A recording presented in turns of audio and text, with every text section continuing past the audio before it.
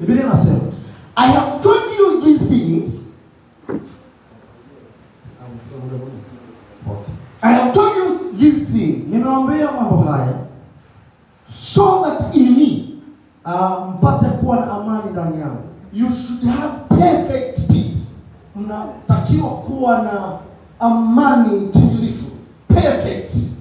Amani timilifu. You might have peace, is true.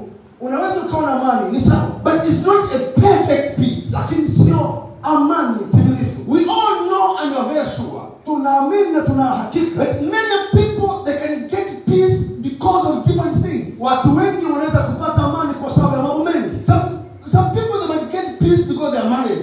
Kuna watu wanaweza kupata amani kwa sababu wameolewa. Somebody says, watu wanasema, if I get money, kama nikipata hela, I have peace.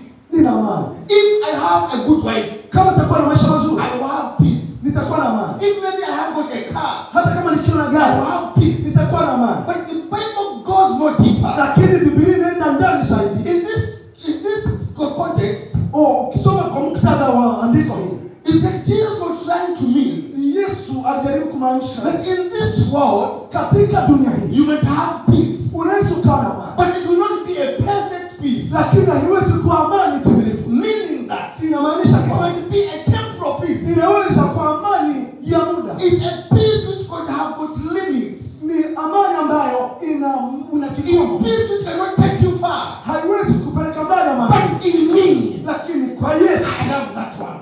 Ninayo amani. I love that one. Ninapenda hiyo. That in me, ndani yangu, you have a perfect peace. Utakuwa na amani timilifu. Peace which has no limits. Amani ambayo haina kikomo. My fellow brethren, ninakwambia rafiki, let me advise you today. Acha kushauri. The most thing which you have to strive for, hauwezi kwanza kusukuma na the best thing to look and vitu vya muhimu sana ni kuangalia. And make sure, hakikisha you are in Jesus Christ. Uko ndani. Because in him, but ndani there's perfect peace. Kuna amani. There's peace which nobody can steal it from you. Ni amani ambayo hakuna mtu anaweza kuiba ndani yako.